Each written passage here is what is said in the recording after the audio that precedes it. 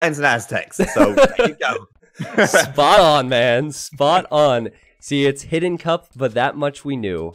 And what we also know is there will be some laming in this game, guys. So keep an eye on the boards. Okay, so guys, this is the last best of 5. This is the qualifier for Hidden Cup. We will have the quarterfinals tomorrow, which are all best of 5s with the same settings.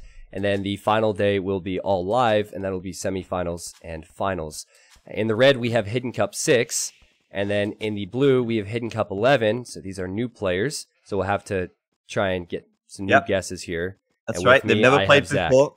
They've never played before. They're completely new to the game. Yeah, they're noobs. They're 1600 noobs.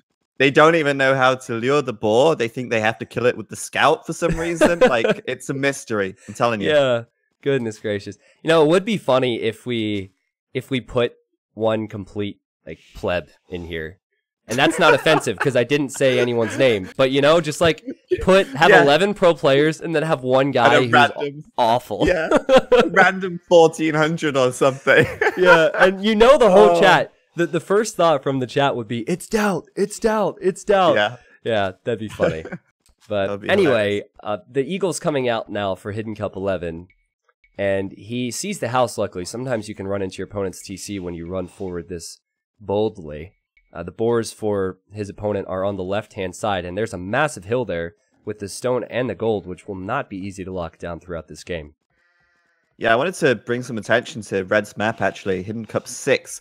His TC is kind of far out from the edge of the map. It's a pretty open position. And then he's got this horrible hill off to the left. Horrible hill off to the right. This is not going to be an easy wall, and it's not going to be easy to defend. So I don't like his map very much. I don't like how open it is. But at least he hasn't been lamed. There's always a silver lining. I was going to say, I mean, sure, he's unlucky with the map, but look at the scouting from Blue. Blue is pulling a blue coffee right there and just passed by those boars. Goodness. And now he could look in the fog of war and see the boars being brought in, and he's probably kicking himself right now. That really sucks, you know, and sometimes in Blue's situation, you go forward that early, you haven't found some of your own resources, though it seems like he has, luckily. Yes, he has, and, well, I mean, he's going to grab his second boar in time, so Red, his Eagle Scout close by, won't be able to do anything to stop it, or lame it, or attempt to lame it. He's going to have to accept that that boar is going home. Now, we look at Blue's map, and his TC is much closer to the edge of the map, and he can wall himself in, perhaps, a little bit easier. Yeah. We'll have to see how he does this. I mean, he's got this cliff across the right side, which he could utilize, and that would kind of help him to secure all the gold, which is out to the right. And then he's got this big hill, but he can work with that hill to build on top of it to sort of wall across the front if he wanted to as well. Oh, laming attempts. Hidden Cup 11 trying to block the villager, and he fails. So apparently that's not MBL, guys. Can't be. Can't be MBL. He would. Yeah, he wouldn't have failed. MBL wouldn't fail. Not a lame.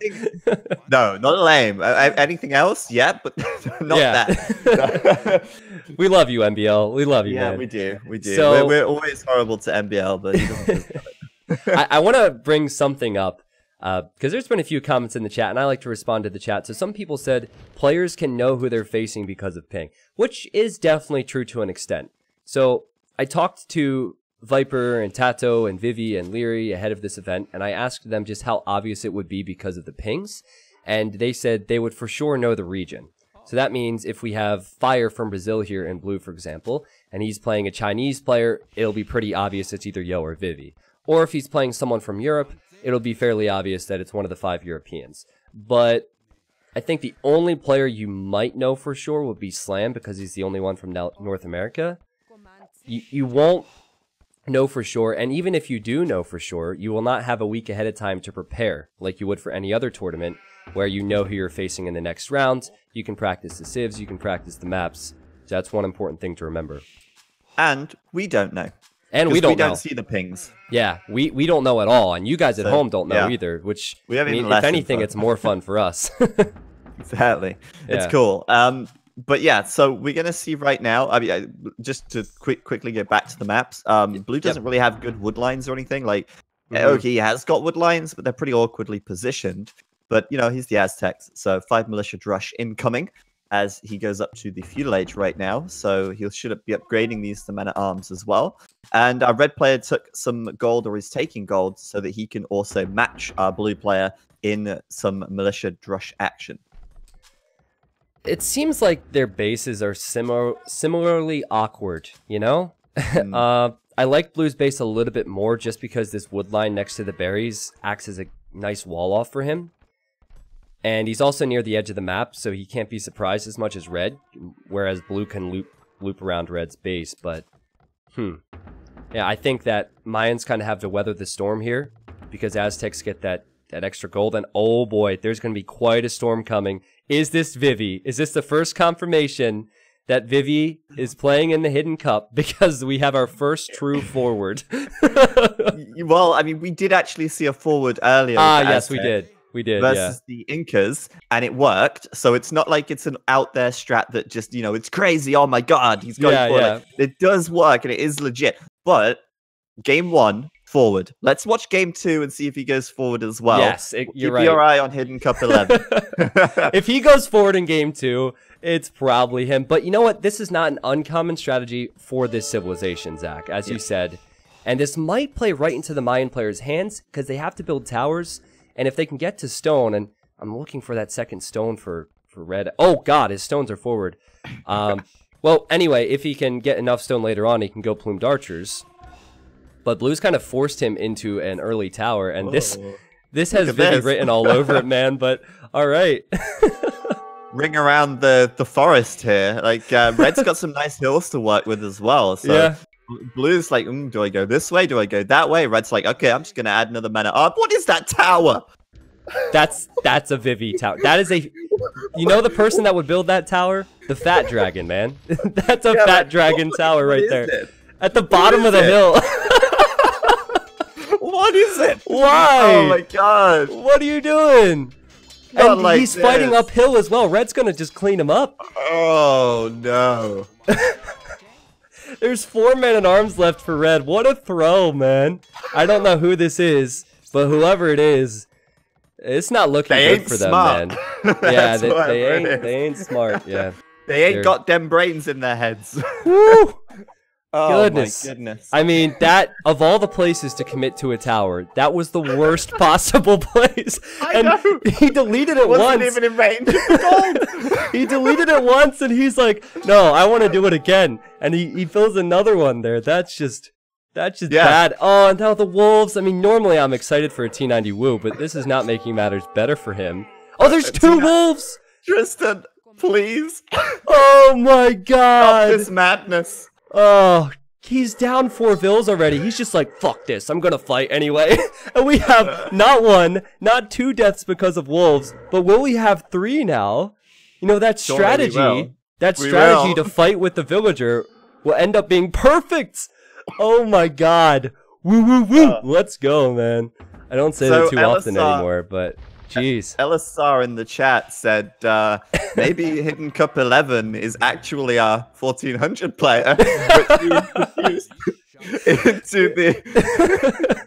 Wow, that's so rude. It is rude. It is really rude. It's so rude. Poor number 11 here. These guys. Be a 2K4 getting ragged on. Exactly. I mean, let's just say that if Zach and I get smurfed and embarrassed by some guy who's obviously better than us over the next week or two, it's whoever this player, or sorry, blue player is, because of those comments. But you know, obviously these guys know what they're doing. Blue falls back now. He's building defensive towers, which is the correct move, and he's going into archers, which both players are doing now. I do like this better for the Mayan player though, because, well, obviously he has more villagers, but because he's safely on stone and can build up towards the plumes later on. Oh my god, that was funny. Red's reaction was pretty solid though as well. He added an extra man-at-arms, and then he sent his villagers to fight as well. Yeah, and like in Red's position, that's perfect because. Sorry, continue. You know, I was just saying you can always add more villagers to fight because you're defending, and Blue's not going to send another 3 villagers across to reinforce. So and he did scout that as well. He was following. I didn't point it out, but he was following that army the whole way in with his scout. So scouting really giving him that position there. Yeah, absolutely. So I I really like this position, of course, for Red. I mean, it goes without saying now that he is ahead. A solid number of villagers. In fact, by the time Blue's finished Wheelbarrow, Red's going to be ahead by about 9 villagers, which is quite significant.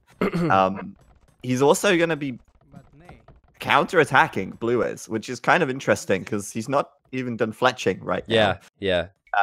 Why he would push out here seems a bit of a mystery to me. Well, he does have the towers, so maybe he's thinking, okay, I'm behind a bunch of vills. Okay.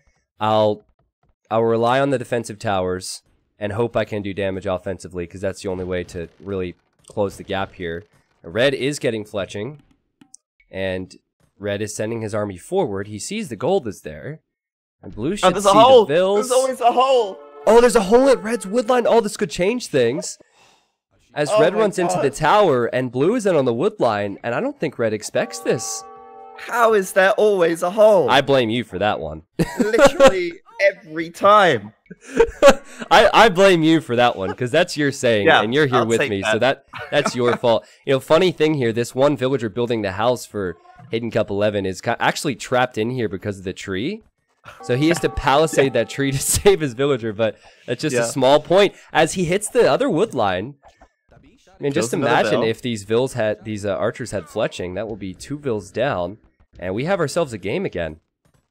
Absolutely, that's 2 vills. I mean, well, okay, yes, there's still a 7 villager difference, but at least he did something. Yeah, and that counterattack, by all means, shouldn't have worked, but it did. And he still doesn't have fletching, but he is up to the castle edge. Yeah, so he. Can you check if Hidden Cup 11 got wheel? I don't think he got wheel. So he skips wheelbarrow while Red does not skip wheel. No, he did. He did get wheel. And then so Red created a lot more archers. He created a lot more units, got more upgrades, and so his castle age is slower, but he does have a stronger eco at the moment. But I love how Red has used his archers sitting underneath that tower. It definitely paid off. He gets a vill pick now, and he's kept his opponent off of gold. Really wonder, Blue's Aztecs...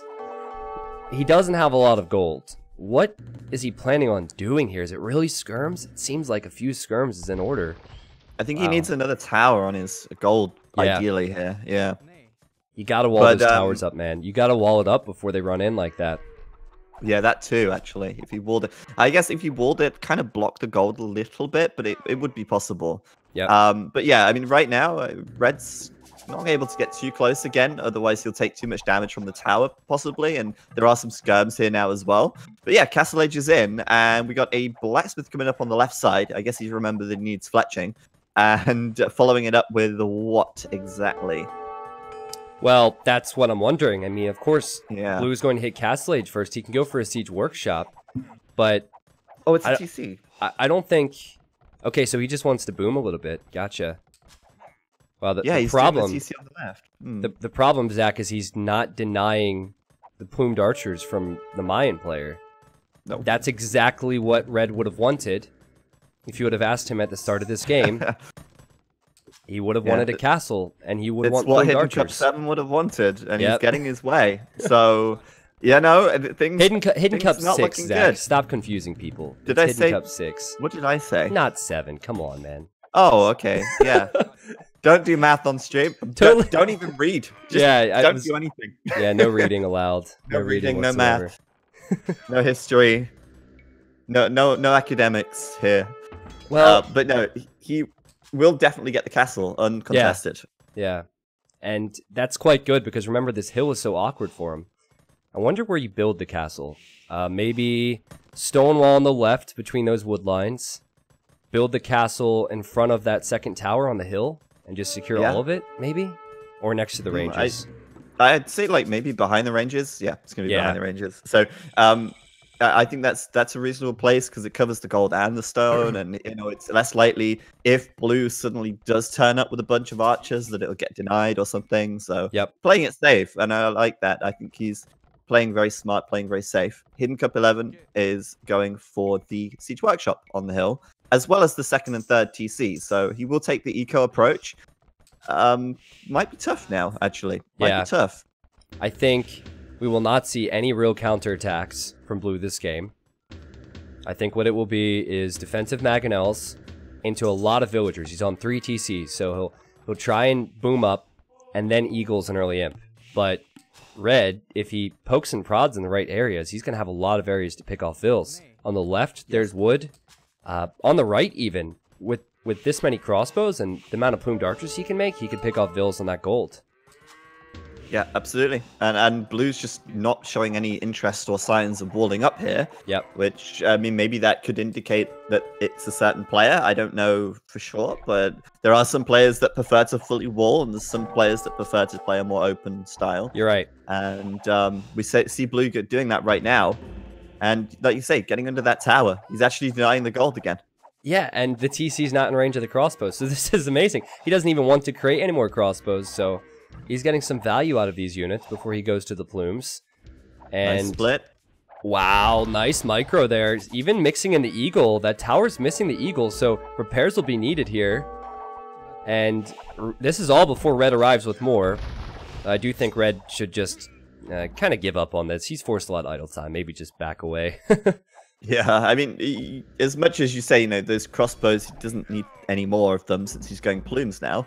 Could still get some value out of those. I mean, 8 crossbows enough to pick off a lot of villagers if they get behind a wood line or something. And speaking of that, oh, I thought blue was going to build another lumber camp out here. He's going for a 4th TC. Is blue Daut? Is blue Daut? Well, in whoever this is defense, there's not much more you can do with Aztecs here. You don't want to go into crossbows versus plumes. You don't want to go into eagles and castle age, in my opinion, because the plumes can just run away. So I think in this situation in this game, you do have to boom up, and I think he's going to build a defensive castle because this is about to get a whole lot worse. So he's been saving up the stone so he could build a defensive castle. Look at that micro from red there. Wow, well done, man. That was some sick micro.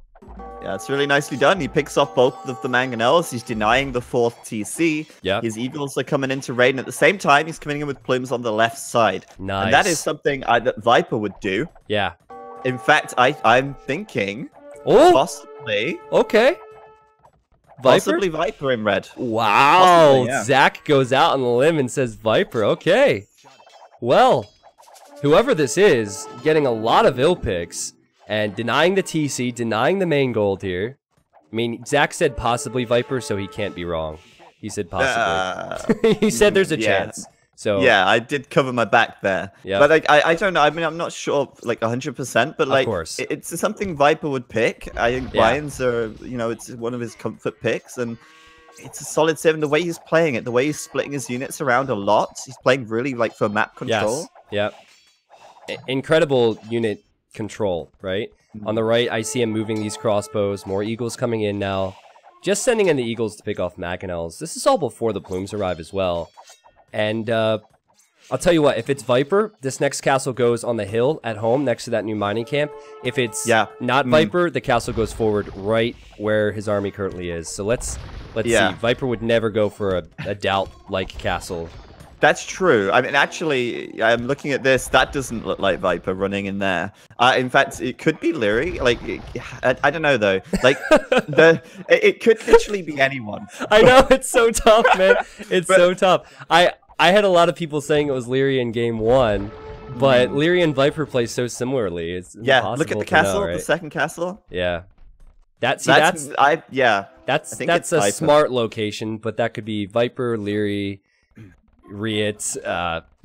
True. It could be a lot of people. I wonder if Viper will choose yellow. I'll be interested to find out which player was Viper, because we have seen yellow for 1 game today, but I'm pretty sure that player was not Viper. No, well, whoever played that 1 game, they only chose yellow once, I think. They didn't take the whole series, did they? So no. I don't know, man. That second castle is such a good position. I'm not sure what has happened here. We'll find out.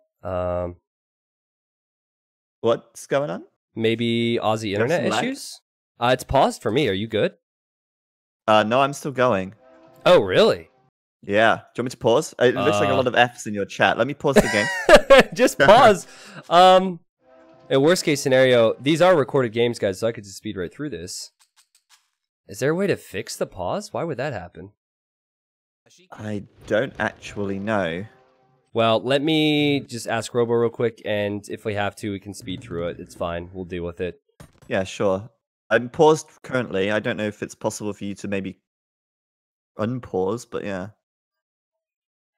It's weird how it would pause for you. Oh, we're back. We're back. Let's go. I'm speeding up now, so we're gonna get the fast casting until I'm all caught up. All right, I'm at like 36 minutes right now. Yeah, I mean, I'm not gonna speed. Here, we'll just speed through it real quick. And we get the blue player builds a castle. We got 2 TCs, and we're gonna be caught up. Awesome. Yep, cool. So I'm at 36-17, so we're probably on. Yeah, I'm pretty much the same. So that's great. I'll sit down slightly. Cool. Blue's in the Imperial Age, and that Magano shot was huge, and he's going for Lead Eagle. So this is exactly what I expected. The Mayan player has a few castles. He's going for plumes. He'll probably be on 3 castles soon. But blue player, now with the Lead Eagles, this is where he needs to raid. He needs to hit eco, hit the plumes, make this count, man. Yeah, I'm really feeling like blue is Daut, though. Because, I mean, he's still doing the 4th TC. Like, I mean, yes, he built the castle at home, but he's playing very solidly still as well. We got another castle coming up for Hidden Cup 6 here, and that might get denied. Maybe not. It's hard to say. Eagles are late on upgrades. Eagles are low. Eagles are late on upgrades, so I think the plumes can actually hold this. There is a Mangonel. Mangonel didn't kill anything, though. Just the headshot, and at the very least, blue at least has the Treb here to attack this castle. So if it goes up, it might not stay up. He's going to deny it. Oh my goodness, 77%. That's a lot of invested stone. Man. Oh, he's going back to it. He's going back. But when it's up, it'll already be on fire. You know, this could... I'm seeing a few things right now that make me think this could be Daut. One big thing is that he's already on the extra golds there in the south. So you have to scout those things early, and it's very... I don't want to say rare, but it's impressive that someone would find that when they're in this position where they need to push out right now. Well, it's not MBL. I don't know. I mean, again, I think all players at this level would be able to find that gold and take it, but MBL wouldn't do that. MBL just goes straight down the middle every time. he's a straight shooter, man. He doesn't mess around. We've mentioned him a lot today. We have. We like MBL. Yeah, I mean, MBL is probably one of the most entertaining players in the game, in my opinion. Absolutely. Yeah. So, Elite Plumed Archer now, and this is where it really goes into Mayan's favor. The Mayan Plumed Archers do so well versus Eagle Warriors. And blue has not been pushing forward. He killed a castle, sure, but he's lost the Trebuchet, he's losing villagers, he's losing eagles. I think red's at risk of running in too far, though. It's a bit weird. Yeah, I was going to say, he's kind of staying in there, taking that tower fire, taking TC fire, just like lowering his health pool considerably. You don't really want to do that. And you need more numbers. If eagles and plumes are equal on numbers, the eagles win, but plumes are so cheap, you can normally make 60 to 70 of them. That wasn't worth it for what he got out of it, and blue has a pretty big Vill lead at the moment. And lots of map control. Yeah, and the Aztec economy as well. Aztec economy. Wow. It's fast. It's really fast. I think this could be bad news for red unless, like, the thing that red needs to do now is get enough plumed archers together. Because once they're massed up, it's really difficult to take on that fight. And then he needs rounds, I think. Yep, something, man. Something. He needs to get all of his upgrades in defense as well, because his eagles are currently doing a lot more damage than they should be doing. And he needs to keep the castles up, so he's forced to repair now as blue pushes forward with 3 trebuchets. It takes a long time to kill these trebs with just plumes, so let's see. Yeah, man. They gotta hit them 150 times. That's a lot of damage. Yeah, and the eagles are gonna loop around behind. Does red want to stay in here? Oh, he does. That's spicy. It's interesting. Blue's trebs are blocking him off from surrounding these plumed archers. He's gonna get him. He's gonna get the 3rd treb. That's pretty good. He needs to kill the trebs though. Like, that's super important. Yeah, it's tough, man, because he is surrounded. Oh, shoot it! What the hell? Shoot it! What the hell? Oh, he just misjudged it. He just misjudged it. He needed one more shot. He could have sneezed on that trebuchet and it would have died. And now the villagers repair it. Oh my god. Wow. Unbelievable. Red is not Viper, by the way. I don't think so either. The fights have not been very convincing, have they? He ran in too far underneath the castle. He's definitely He's too aggressive, honestly. He's too aggressive. He needs to be a little bit safer. And take a chill pill. Yeah, take a chill pill, Calm man. down. And you know, he's trying to tech into Eagles right now. He was housed for a while, and I see Blue. He's going to raid with Eagles on the flanks. He has those extra gold piles secured. He has 2 relics as Aztecs. Blue could really do this, and I didn't think Blue had any chance early on in Feudal Age after that large throw with the forward. This is looking so good now for Hidden Cup 11. Specifically on the map control front. You know, he's expanding all over the place. And Red Player hasn't even thought about taking the gold on the right side yet. But when he does, I think Blue will already be ready to raid there. Yeah. He's even heading there now, I think, because he's aware, you know, that's something that could be a free and easy raiding point. So, yeah, I think at the moment, Garland War's just finishing. These Eagles are as strong as they're going to get. And they will go through palisade walls and houses pretty quickly. And this will just unravel Red, who is pushing back the Trebs yet again. Now, hopefully he gets a pick here, because that 1 HP Treb was just disastrous. Oh, I don't think he's going to get it, man. Oh, this Maganel. No. This Maganel. Backing up. Nope. I thought there would be a shot. But look at the Eagles, Zach. The Eagles are in. The Eagles are in. Oh, there's a woodline on the right as well for Red. Man. Oh my god. And the Eagles in the south are going to come out as well, and he's just going to have raids from every direction. Tristan, the Eagles have landed. If he goes to the woodline, it's game over. Goes to both woodlines. I think it's already game over. Yeah. I think he's getting raided too hard. Red cannot do enough counter damage, and his army's in the wrong place here. Oh. He's everywhere. Wow. I would call this a pretty solid comeback from Hidden Cup 11. After losing 5 villagers forward in the beginning, with one of the worst possible towers that I've seen at the expert level, he takes Red down below 60 villagers, I bet. That's huge. It's too hard to come back from. You can see Red lacking the resources now, losing his plumed archers on the front. And Blue is even considering mixing in the skirmishers, so the Aladdle skirmishers to accompany the Eagles. That's a devastating combo. We do say, actually, you know, like, his eco is kind of trash. It's going to be hard to, like, come back from this in the Red's position. But Mayans are Mayans. And Mayans do not need a huge economy to still keep pumping out plumes. And so we got to keep that in mind as well. Dude, all 3 of his castles are queued up with plumes, and he has 58 of them. So, yeah, I kind of take back what we were saying here. I think that Red could still do this, but he certainly needs to add more economy. And he needs some time. Yes. He does need to build the economy back up. There's no question about that. But it doesn't necessarily mean that Blue's just going to steamroll him because of the villager difference. Yeah. When Red has, like, you know, 40 extra military units on the field at the moment.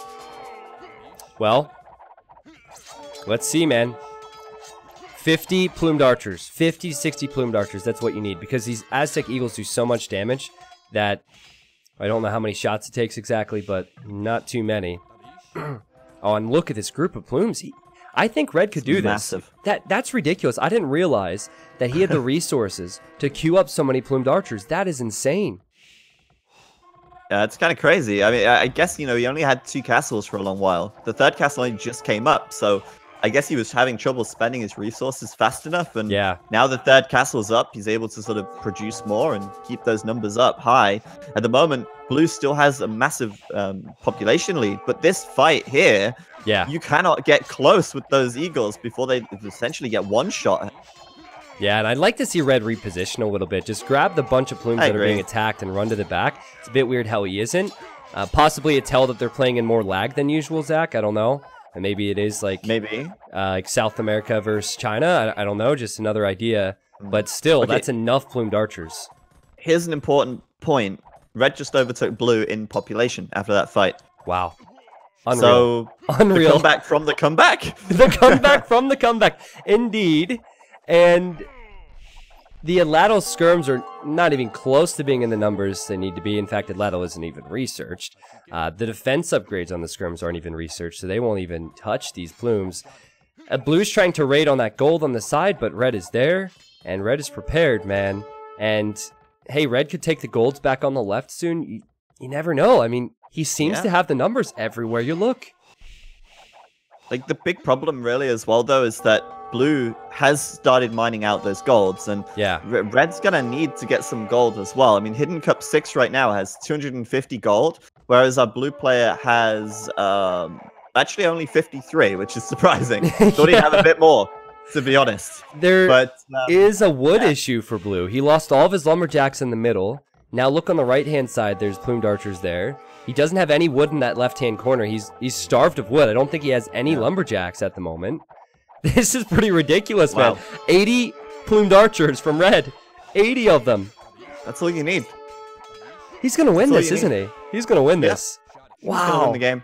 I like blue has got wood in the sort of center, sort of west area, but like the TC in the south's been found. It's been picked. It's gonna be picked off. The blooms in the back doing so much damage, and well, I mean, blue has gathered 4,000 extra gold this game, but it doesn't matter anymore. Yeah, plumed archers How is he gonna so stabilize? Damn cheap.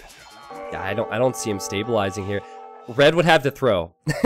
Red would have to throw a group of plumed archers away, but he's just. Even if he did that, I think he'd still be 50 ahead. So, wow, I doubt HiddenCup 11 even expected after that raid that he would be in trouble. But what that raid did was it gave. I talked about this yesterday on the stream. That raid killed Red's villagers, but it gave him military space. You know, like he actually gained military space, and while his economy's a bit weaker now, that huge power spike from that has brought him to this position. Yeah. Well, like I say, I mean, Mayans are Mayans, man. Like you don't need that much economy. You can have 75 bills and 125 plumes. That's okay. That's kosher when you're playing with the Mayans. So yeah, at the moment he's gonna get the gold back in the south, and blue just doesn't have numbers. Like, how do you even approach fighting 95 military units? He's trying to make skirmishers, but again, the skirmishers lack so many upgrades. The plumes can still one-shot them. And I think, because remember, he started teching into skirms before he lost his ball of military on his hill. I think he might have teched into them too early. I don't know. It's either too early or too late, right? It certainly wasn't the time. Yeah. Red needs to finish this game off, though, because blue didn't finish red off. I think he will, to be honest. He's going to move toward this wood line on the left side, and blue's going to have nothing to stop it. Yep, I think so as well. But I also thought blue was going to win the game. True. I don't trust my own judgment at this point. That's all I'm trying to say. Yeah, down go the villagers. And red is just looking at the wood lines, man. Looking for those lumberjacks. Always going to find more in the center now. Oh, beautiful. And that's I think, GG. I think this is where blue gets demoralized and he calls it. Yeah, because... And he does. Yep, there we go. There you go. So, GG's... because this is the first set with these players, with all caps, okay? So we've had the lowercase GG, we've had the lowercase G, we've now had the uppercase GG, yeah, both with caps. So I don't know who's known for doing that. Anything that's out of the ordinary, I normally guess, like China, but because those guys have their different ways of doing things. Everyone... Yeah, sometimes they write all caps as well. Sometimes, yeah, like Tim, I know, does a lot of all cap G's. We haven't seen a G and then a period yet. We have not seen one capital G. So there's more. Or one lower and one capital. Yeah, we haven't seen that. There's options. We just haven't seen them yet. I don't know what the viewers can gather from that, man. But what a game in what will be a best of 5. That's just game 1. Nice game. Really nice game.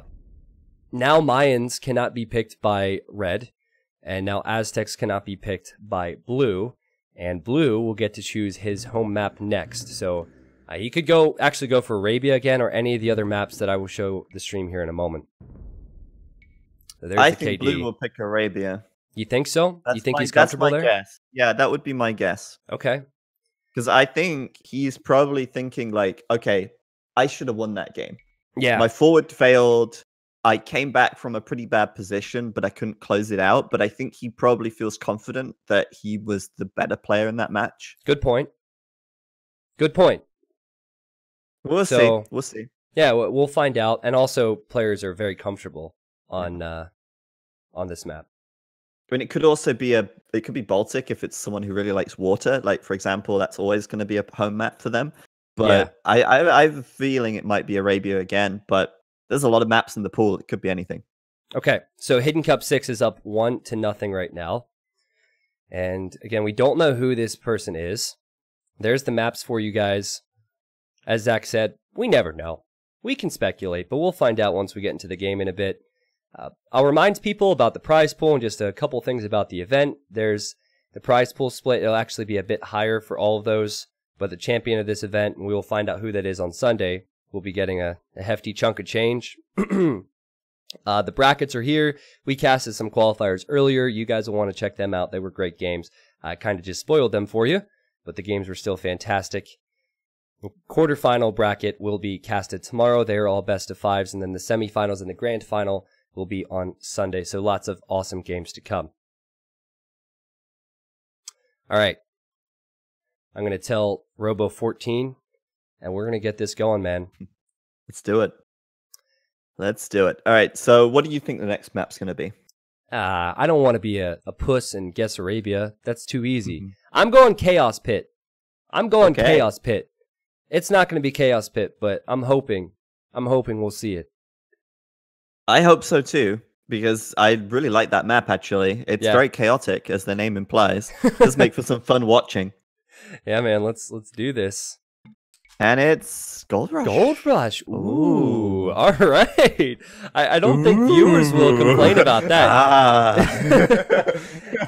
Anyone who's played this game, you know, when they first got it, found Gold Rush, were like, oh, this is the map. This is the map, you know. You had the wolves, which were really interesting. You had all the gold.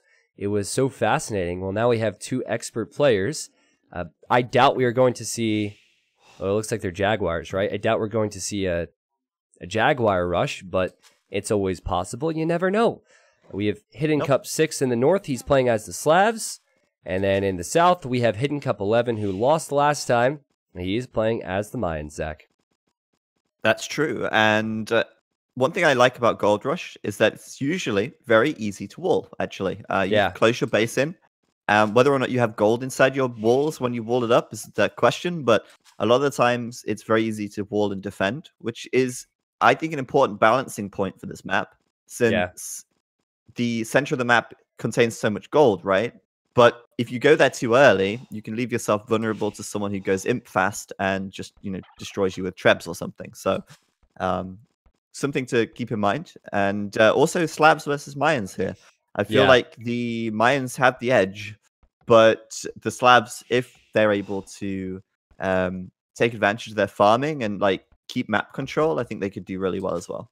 Yeah, I'm going to quote Viper on this, because this is actually really good insight for casting, because I was talking to Viper and Tatoh about how I should play in a tournament that had Gold Rush in it.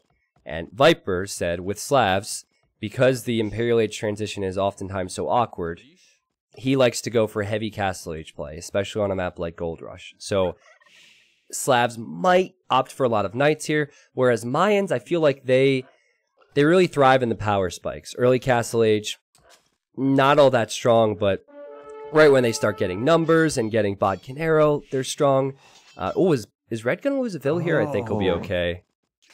Oh, it's close. Yeah. You did get Loom. Well, I think he got Loom because of this boar in the back of his base. But just to finish what I was saying, go ahead. I think that if this is played as the Civ should be played, the Slav player will be more aggressive in Castle Age. And the Mayan player, I was thinking they might want to go for castles and plumes, but then I saw his stones. So who even knows with those stones, man? That's disgusting. That's pretty unfortunate for the Mayans. I mean, if you look where the red players' stones are, it's not much better, since one's against the edge of the map and one's forward as well. But if you're the Mayans, it's especially bad, because you probably are going to want to go for plumes, especially versus the Slavs, I believe. Yeah, one good thing is that red is a bit closer to all this gold in the center. It's not the most balanced map, Gold Rush. It's definitely good enough to be in tournaments, but sometimes the gold is closer to one person than the other. And red did win the first game, so he's probably liking that. He's probably liking the map hacks there. Yeah, I think so too.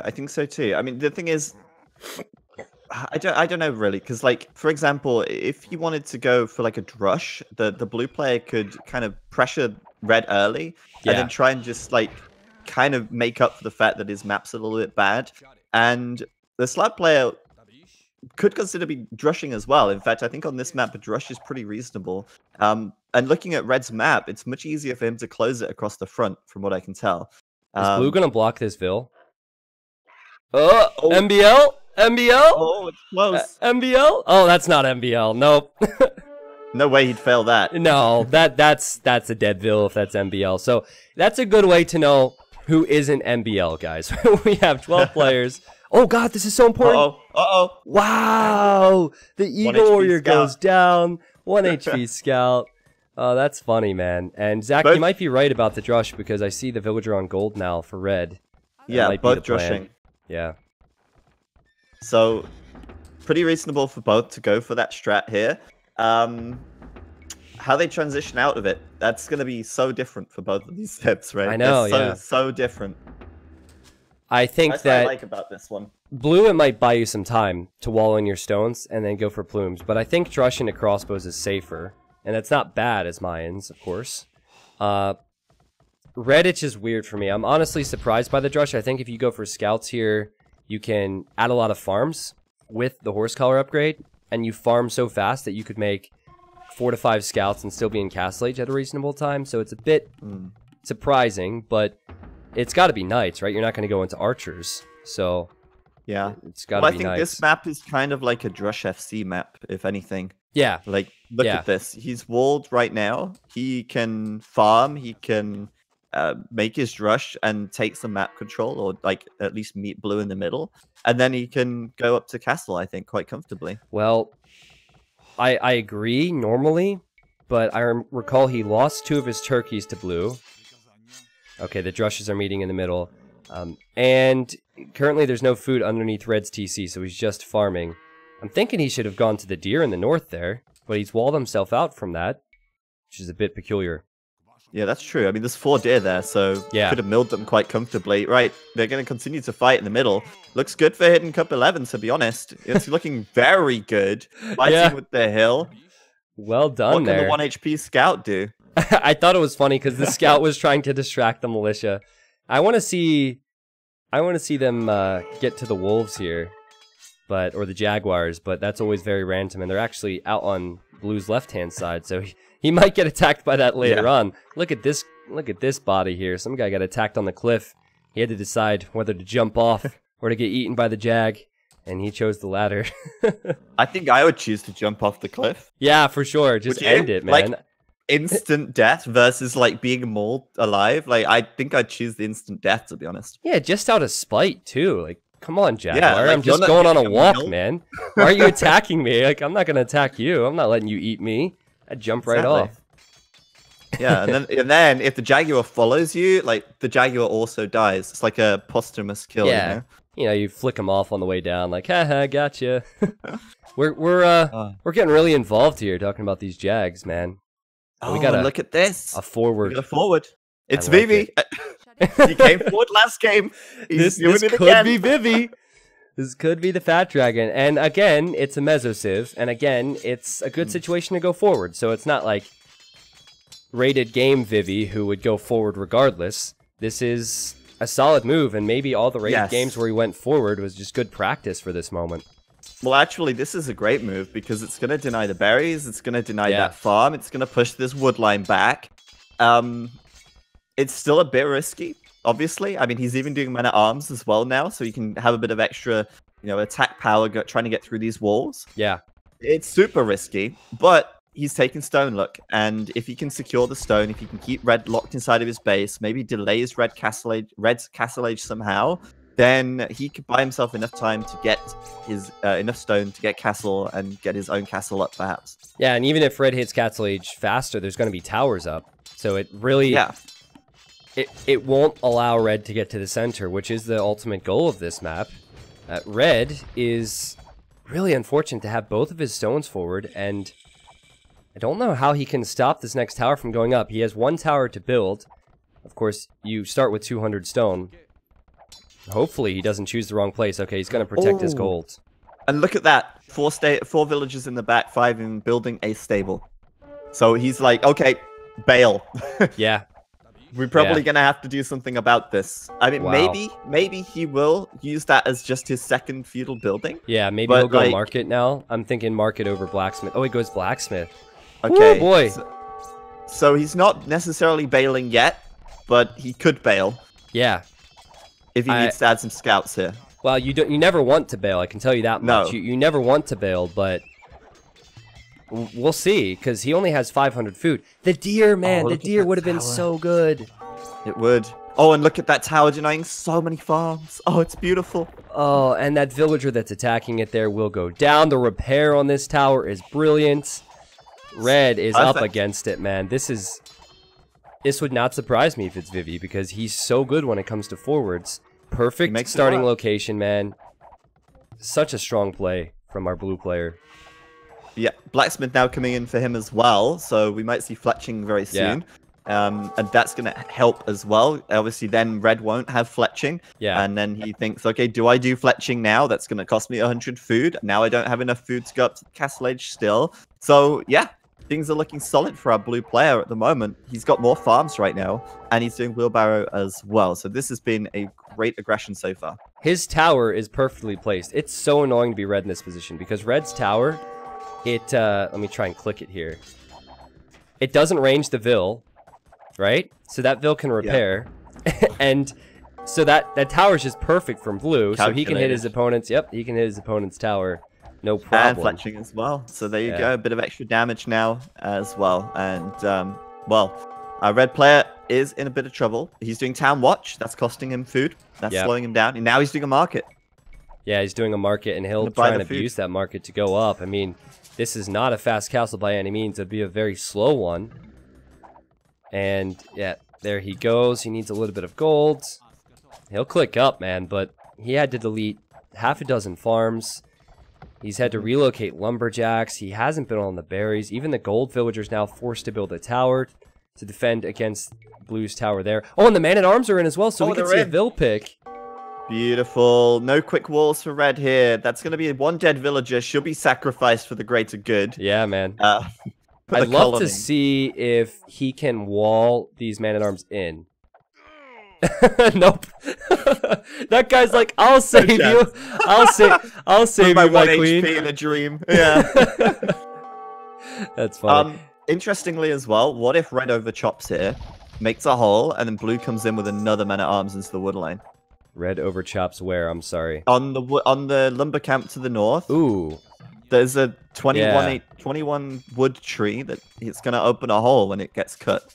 Yeah, that wouldn't be very good. Luckily, the man-at-arm is only 16 HP, but make it more awkward, man. And look at this. Hidden Cup 11 wins the initial tower war, builds another tower. This will be in range of the gold, and he's on his way to Castle Age. This has been a perfect start for him.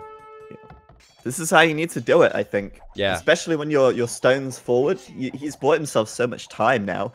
And, yeah, he's even getting in there with a man-at-arms. He's going to scout a little bit, too. Yep. And get some info. He might see the second stable, or maybe not. Nope, he won't see it. But even still, I mean, this is so good for him right now. Yeah. Any weak HP vills on the wood line? Nope. Yeah. He will lose that man-at-arm. I looked. There were no weak villagers, but the fact is red cannot make many knights here. He goes for a siege workshop. Have the food for it. Yeah. Jeez. And another tower. Nice wall off on the vills. You need to keep your vills alive since the knights are here. And I don't think it really matters if these towers stay up or not now. What Hidden Cup 11 could do is just fall back, build a castle at home, go for plumes, and he has a pretty big lead. But he did build a second tower just to make sure he can be stubborn. Yeah, and just keep him busy for a little bit longer, you know? Like, red wants to counterattack now, and I think that's why we're seeing the spearmen coming out. Interestingly, they're going aggressive. I'd probably want to keep them at home, because you can't track those knights, like, consistently. Yeah, he's counting on the walls, so hopefully there's no holes for him. Because that would really be bad if he had a hole in one of his walls. I'm pretty sure there is a hole. Oh, he's just fixed it. Okay. He just fixed it. See, he checked. Yeah. We've seen players not double checking. You have to do that, man. The good check, stuff double check, triple check, and there's still a hole. So yeah, that's true. That's true. The lesson to learn here is that there's always a hole, and so just don't wall. You just got to accept it. just never wall. It's not worth it. Yeah, don't even waste your time. But no, I mean, right now, Red has no upgrades on these knights either. Yeah. So actually, Spearmen genuinely pose a threat. Yeah. Look at this. Those Spearmen will kill the knights. Now, the Mangonels are killing the towers. Blue does have some forward villagers, which he's trying to keep alive here. But again, even if he loses these vills, even if he loses the tower, he will have a castle at home soon. I imagine the safe play would be to build it at home. Yep. And look at the villager difference, by the way. Pretty big. 11 villagers right now, and that's before Blue loses these forward ones. So that's really solid still. And wow, he kept... Look at that. He keeps all 4 villagers alive. And now the spears are coming. And now the spears are going to come, and then the plumed archers will soon follow. So these vills might never die, actually. Yeah, if they can get it back, that would be the great escape right there. We'll see. We'll see. The Mangonels doing the job quite nicely. And the spearmen going toward the tower to try and pick off these knights. Now, some of these knights are really low, so if they could do it. And Blue just wanted to distract the knights, I think, so he could get to his next tower. Oh, and the men-at-arm! Let's go! The men-at-arm! Where the hell did he come from, man? Is he gonna kill the vill? He gets the villager kill! Oh my god! And now the Mangonels could go down. I think another repair vill will be on the way. That guy's the real MVP. That is perfect. Wow. Making a use of a men-at-arm at like 26 minutes to like just one more vill. Like, oh my goodness, it's perfect. Well, these vills will die anyway. Yeah, sad, but true. Yeah, it's okay. Whoa, eagles? Eagles? Why is Blue adding eagles? That's weird. What, did he misclick and make eagles instead of spears? Maybe to pick off the Mangonels, I don't know, but he just needs plumes now. Just plumes is more than enough here. Oh, and Red's building a TC. This is a bold TC, but he needs to get it up. And will he? I think he might. He has enough knights, I think. They're weak, though, I would assume. Oh, they don't have any upgrades. Yeah, they're really weak. Okay, yeah. Down go the knights. The eagle arrives, so this is why he added the eagle. The villagers on the TC. They're running away. Getting pushed back. Oh, the Mangonels! Oh, wow. That was quite a hit there. That might ensure that the TC goes up. Okay. That could be it. And I love the fact that he's added a Scorpion. Slab, 15% cheaper siege. Scorpions, pretty good against a small number of archers. Yeah. And Blue's just waiting for reinforcements. He's trying to micro down the villagers. He could do this because 2 of them are weak. Now there's only 2 left. This is not easy to do. Everyone's saying Daut every time a plumed archer dies to the Mangonel. Of course. Yeah. It has to be. It's going to go up, man. It's going to go up. But Blue is still in a commanding position, I think. He kills the Mangonel. It is just a TC in the end. Yeah, so, exactly. You know, it's good, but it doesn't exactly lock this area down as the same a castle would. And you know, I can almost imagine Blue building a castle on this hill next to the gold. Right in range of the DC. Perfect position for a castle This hill here decides the game. If Red can control this, he denies all the gold from Blue. If Blue can control this, he denies all the gold from Red. Absolutely. And of course, Blue, he wants to create more plumed archers, so a second castle is extremely helpful for that reason. And guess who's got enough stone to build another castle? It's the Blue player. Yeah. He probably doesn't have enough army to kill all this siege, so he will add a second barracks. I think that's very smart. But if you can get the castle on that hill, oh boy, that would be huge. Could easily be a failure, though, because slab siege, as you said, very cheap, and Blue's trying to micro here. My God, that's not good. That's not a good trade. Oh, Scorpions. So good. Man. But yeah, I mean, the thing is, it's a risk versus reward kind of thing. It's a massively risky play, but the reward is so huge that he might think it's worthwhile. Yeah. So Blue has 20 extra villagers. That is why he's in the lead right now. He's really not ahead in military though, and if you're going to be going plumes and pikes, theoretically that could die to Mangonels and Scorpions, and Slavs have that cheap siege. So this is not a game that Red is stuck in. This is a game where he can come back. It's just not super easy. Blue he seems indecisive, man. He's made eagles, he's made plumes, and he's fighting with low numbers, which is really frustrating for me in all honesty. He should wait to be taking these fights, and okay, now he comes into micro, but I'm just worried that the siege will keep him away from the center. Yeah, so two things. I think first of all that the blue players kind of played a bit more reactionary, and the Eagles are literally just to wait. Did he cancel? He cancelled the Eagle Warrior upgrade, and then clicked it again. And then clicked it again. Yeah, or he lost his barracks, but I don't think he did. He only has 2. Okay, weird. Yeah, don't know. Oh, we got some more Jaguars, guys. That's what we wanted to see. Spice it up a little bit. So, and then I wanted to ask you, what do you think? More Scorps or more Mangonels? More Scorpions. But sure. Your enemy Mangonels can flatten all the Scorpions like that. Oh my god, and Blue gets another shot up. That is ridiculously huge. The Knights have very little upgrades. Even the Jaguars are here to party, and now Blue might consider building that castle, man. And here he comes. He's going for it. That Mangonel was so clutch. Wow. This could be his best window of opportunity now to get that castle on that hill, and there it goes. He was saving for this moment. Yep. Can Red stop this castle going up? That's going to be the focus now, right here. Poof, man. He has a Mangonel. He has a Mangonel, and that's it. I'm going to go with no. He lost his Scorpions and his Mangonels in one single shot. That was incredibly big. Otherwise, I thought Red could hold on here. Oh, but he loses his Mangonel. Now a Mangonel from Red at the bottom of the hill. Gonna take a big shot. It's a big hit. Castle's at 75% though, Zach. Castle is at 75%. It's gonna go up, and Red knows it. He just calls the GG. Wow, what a game. There you have it. The castle on the hill. That's where it was won or lost. You said it. Yeah. Dang, dude. That Mangonel, I can't get over that. Because just as I said, add more Scorpions, but they're vulnerable to Mangonels. Blue arrives with a Mangonel. Did he kill 2 Mangonels and 2 Scorpions, or was it 3 Scorpions and 1 Mangonel? 3 Scorpions and 1 Mangonel with 1 Mangonel. Yeah, that was crazy. That is as good a trade as you'll see today with Siege. That was absolutely incredible. And now it is tied up, man. It is tied up. It is now 1-1 in this best of 5, and we still don't know who the players are. I was thinking Vivi in game 1. I was thinking maybe Vivi in game 2. They both said GG though. They didn't type any G's, so kind of hard to know. Or caps, yeah.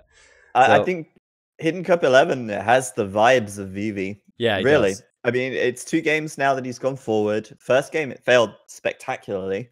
Second game, winning the game. So what we're going to do now, as I look through the achievements quickly for you all, and Blue actually was ahead in every category. We're going to do another vote. So those here on the Twitch stream, you guys can vote on who you think the players are.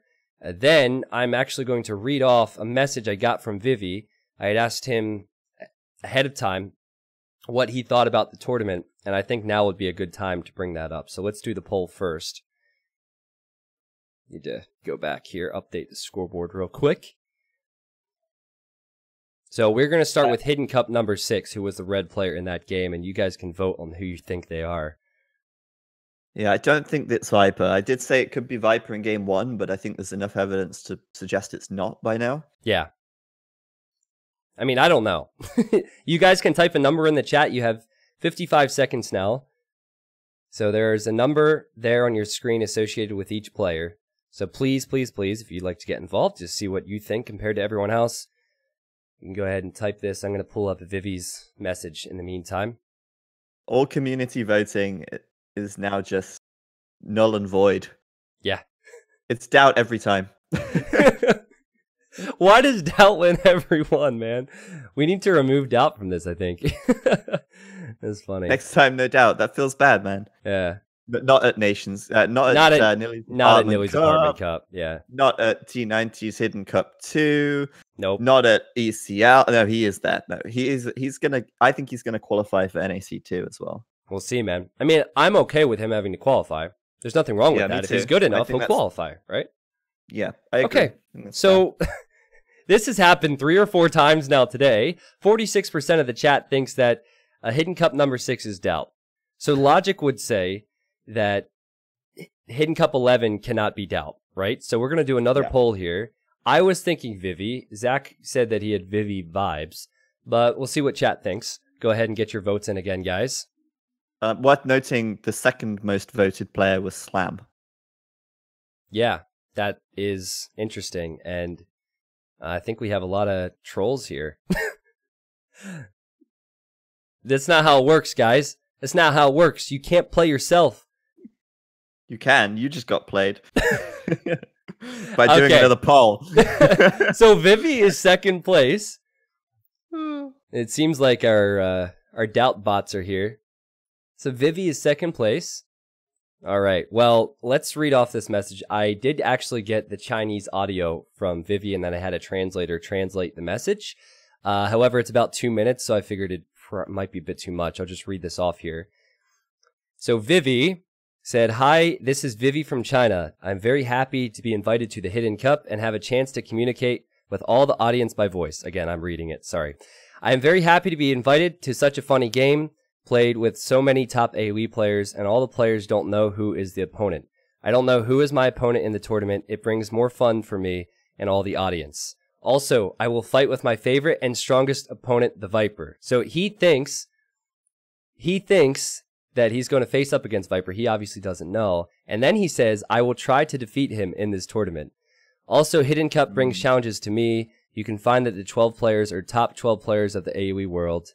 It is most valuable AoE tournament. I must play with my opponent very seriously without any slack. I want to win all the opponents with all my effort." He said, "Also, I believe the audience will enjoy the tournament. You will see my wonderful performance in the game later. I hope to get everyone's applause and encouragement. I love all of you." And awesome, man. Then Vivi says, "Finally, I hope that the organizers can hope more interesting competitions like this and bring more fun to all AoE players and audience. Thanks." All right. Vivi's awesome. And the fact that he thinks he's going to face Viper means that he thinks he's going to the final. Yeah, apparently, man. Apparently. So it is now 1-1 between these players. We're going to go on to game 3. And that will be the pick for Hidden Cup number 6. Hidden Cup number 6 gets to choose from these maps, guys. So there's the map pool. We've seen Gold Rush. We will not see Gold Rush again. Could see Arabia, actually. Lori from Swiss, thank you very much for 7 months. There's been so many people sending love my way today. Thank you guys for making this event successful. Milasho, thank you for 4. Aquaberry Dolphin, welcome back for 2. Emerald Snake, thank you. External Consultant, thank you for the brand new Prime. Bariz with 2 years, guys. 2 years in a row. Thank you for your long-time support, man. Floose World, thank you. Hyuna, thank you for 17, my friend. Whoopee Cushion, thank you for the Prime. Benti, thank you for the Prime. Thank you, everybody. Spectre Mouse, holy sugar. This is a lot. I'm trying to keep this PG because I got an email, Zach, from a fan. He's like, "I watch with my 6-year-old son every Thursday."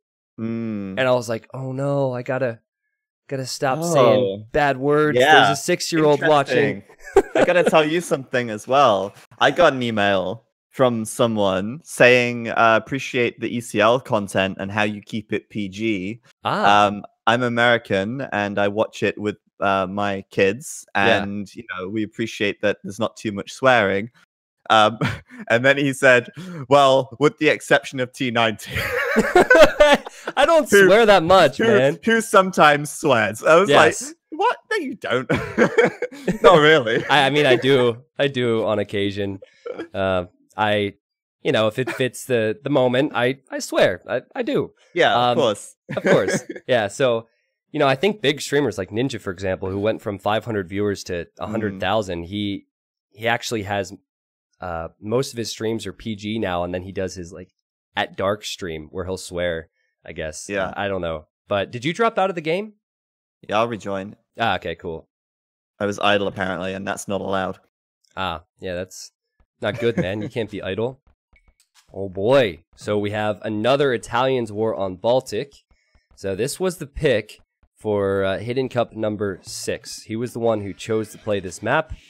I still don't have any clue who he is. This is still a best of 5, and this is game number 3. So we're kind of experienced with this now, Zach. We've seen a lot of Italian wars on Baltic, and it comes down to just execution, man. Get that build right, get your dock placement right, and then take the fights correctly.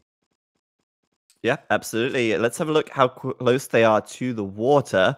Interesting that blue here is going to end up docking the little tail of the pond, whereas red's most likely going to be docking the main body. So it's pretty close distance, but red's probably going to have a better dock as a result. Yeah, you're definitely right about that. if blue ends up winning water, for example, he's going to have to relocate his fish, which isn't too unheard of, but we shall find out. There's only one area to walk through on this left-hand side. That can always be walled off, and players can wall off the right side as well if they feel like they'll be landed. Normally, you don't see any land aggression on Baltic, though it's still possible in the Imperial Age with the condos. Yeah, absolutely. And that's something that we'll probably see at some point if it gets late, as it's pretty much the go-to unit of choice for the Italians. Yeah. I did see someone in the chat asking, why not Vikings? Well, Vikings aren't really a strong civ anymore on water, which is surprising, at least in 1v1.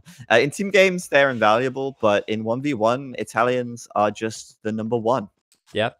I think that we need to wait about 3 years. People will get sick of seeing Italians on water, like they were sick of seeing Vikings on water 1v1s before. Then there will be a balance patch. And then there will be a new civ, which will be dominant for about 3 years, and then just continue that cycle. Because that's how it works. Players always find the best civilizations, regardless of how you balance it. The civs can be closer to each other, but players will always find that one civ. Yeah, and so why is it that Vikings are not as strong as Italians? Well, the main thing is the fire galley, which is one of the new boats which was introduced with the African kingdoms. And basically, the fire galley is unavailable to the Vikings. So any civ that can make a fire galley is going to have an early advantage on the water versus the Vikings. Zach, we just got to tell, possibly. What? I'm glad I tapped it back in. Blue just did the TC trick, where you weaken the board with the TC and finish it off. Okay, so, I mean, that, again, could be literally anyone, but I know that Mr. Yo does that a lot. I know that I've seen Fire do that. I know that I've seen Liereyy do that on water. I don't know if other pros do that frequently, but yeah. I mean, I kind of predicted Yo was playing earlier, so one of my predictions is wrong. Interesting, though. I mean, it's not too crazy to do that, but it is definitely something that many players would never take the risk of. For sure. Which is also interesting as well, because that kind of tells me this is not a high latency game. Yes, you don't want to try that with lag, that's for sure. Guys, I'll explain the trick briefly, and then I'll also point out the benefits of Italians, or some additional benefits of Italians. The trick is to weaken the board with your TC, but the final... Oh, the board went back for blue! So his build order is actually a bit off here. He must not have hit the board twice. But anyhow, you weaken the board with the TC, you finish it off with the villagers. If you kill the board with your town center, it actually disappears. You can't get food from it. It's a trick that players use so they don't lose villager HP, and it is a risk. It's particularly useful if you wanted to use this yourself. I mean, it's not particularly useful here. I mean, you could have killed it the normal way, and it would have been fine. A lot of the time, it can come down to board positioning. If the board's under the TC nicely, you can just kill it there. But where it's particularly useful is on Nomad, where you might be taking a board really early if you don't see any sheep or any deer, and you know, you only have 4 or 5 vills. You put them in the TC, you lower the HP of the boar, and then you kill it with the villagers to get the meat. Yep. And then back to the Italians briefly, as red is going to have a big jump start to feudal age, 30 seconds. I'll bring up the tech tree. Advancing to the next stage is cheaper. Dock costs are 50% less. Fishing ships are 15% less. So those 3 things right there are fantastic for Italians, because getting to the next stage is good, and of course making the units themselves is very important. Yep. So basically, they're better than the Vikings, because the Vikings cannot. A lot of pure water maps like this, where the rush distance is relatively short, uptime is so valuable. And if you're like 30 seconds later to the next stage, then that's 30 seconds that you potentially can't defend your fish for. Yeah. And that's huge. So fire galleys, lack of for the Vikings, and lack of faster uptime just puts them behind. Yeah, well, I wonder where red will go. He sees the dock. Okay, I was wondering if he knew where blue's fish were, and he will expect that they'll be there. It's a weird little area for blue because he can't run around the large portion of the lake. If he runs to the left, he's just trapped, right? Blue's snuck past, though. There are 2 villagers building a barracks there. So he's got that going for him. That's nice. It's interesting. Whose home map was this again? This was the pick for red. Okay, so blue wants to sort of shake it up a bit. And I'm all for it, man. Shake it all up. If he gets archers with fletching into this wood area, the gold's there as well, that could be game over. But downside for blue is he's going to lose his scout. So he's running all around trying to keep red distracted. So red does not scout that. And oh, and he runs into the stone. And the scout's probably dead now, but yeah, he's here. And he's even going to go for a tower, I think, maybe? Yeah, that's going to be hard with the elevation to know if it ranges. You know what? Can he build it right up against the edge of the map there and range the gold? Red would actually see it if he placed it right there. He's not going to get the whole thing. Nice thing for red, though, is he's walling up really quickly now. He senses something's up. He sees the spear, yep. Yeah, like he knows, okay, well, I've got to defend here. Meanwhile, on the water, by the way, he's not killed any fish yet, but he will. He will find them. They've got nowhere to run, nowhere to relocate, and that's interesting. I'm a bit disappointed in this blue player that he attacked the scout with the spear. Maybe red encountered the ranges anyway? He didn't. No, it's just weird, because if you show your opponent the spear, sure, you kill the scout there, but they will know that you have a barracks, and they will know that you're going for this strategy. So it gave red time to wall up his base. So I don't necessarily agree with that. But let's see how this works out. We'll get a tower here, so he won't be able to push through very easily. Yeah. Unless blue's on stone, which I don't think he is. He's not going to be able to build a second tower and bust through these walls. The other option, of course, is a transport ship, but that's not very realistic now either, since he's lost the water. And blue may have just thrown this game here. Yeah, man. You know what? This is something we have to think about. Is whoever this player is, he might not be comfortable with water because he went for the landing. So could be MBL. I mean, yeah, we've said MBL about 5 times today. Yep. So I mean, it's really hard to say, but I don't think it's any of the Brazilians. If it was a Brazilian, it'd probably be Miguel. I don't think it'd be Slam or any of the secret players. But I think all of the Brazilians are comfortable on water. Yeah. But maybe whoever this is, I mean, this could be Viper. Maybe Viper had a bad start, knew he would be behind a feudal age, and then decided to go forward because he knew he'd lose it. So, really don't know. Maybe. I don't know, though, because I don't think blue had a bad start, apart from the boar running back. Yeah, that's what I was thinking, because he was a little bit late. It was like a catastrophe. Yeah. Well, I'm saying... what I'm trying to do is point out to the viewers, we truly don't know. Sure. It'll be so fun to rewatch these games or think back knowing who the players were. And this is the tower I was talking about originally. You know, red can actually see that, but he hasn't gone to any of his stones, so he could build more towers. This tower is going to be annoying to the gold. I don't think it'll range all the villagers. But he needs to deal with this red because his other gold's beyond the wood line, isn't it? Yeah, absolutely. And actually, Town Watch paying off here, giving him the vision, but he hasn't noticed it anyway, so not a lot he could do. Even if he did see it, not a lot he could do. That is going to hit the villagers on the left, but can it hit all of them? No, I think it ranges that first tile of gold. Everything else on the right is fine for now. Of course, it gets more and more awkward. Yeah, it gets more and more awkward as upgrades come in and time goes by. I want to see some demos, bro. I want to see some demos in these skirms and these archers on the shoreline. There actually was a demo earlier on, but it was a bit rubbish. And whoa, no. Poor HiddenCup 11 isn't going to finish that dock. No, that's so... Yeah, but that... I mean... it's just bad either way. If he saves the Vill, not having that dock, that's a waste of wood right there. Oh, that's unfortunate, man. He's just... This is why we have the throw emote, man. He went forward. So much going wrong. Yeah, he went forward. He showed his hand. He failed with the dock now. I mean, that's just, of course, timing and unfortunate. And he loses the Vill now. Wow. Yeah. Villager dead. And, well, HiddenCup 11 now rushing up a stable. That's not good news. That means he's going to have to make some scouts to deal with these skirms, which is going to hurt his food economy. And, well, it looks like the economy is a little imbalanced as well. He's got loads of gold. Yeah, but just market, man. Market is the new eco.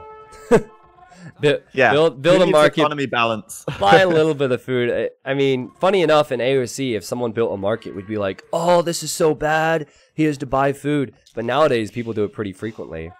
But yeah, but it's never a good thing. It's never a good thing, indeed. Yeah, never a good thing, because you have to invest the 175 wood into the market, which he's doing now. Then you get a bad trade, and then it's like, okay, it does save your ass, but your ass shouldn't need saving in the first place. Correct. Yep. Good point. If you did it right. Good point. I love the forward spear from Red.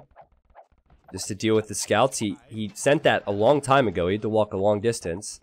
And Blue is just walling this up. Can he? Yeah, he'll complete it.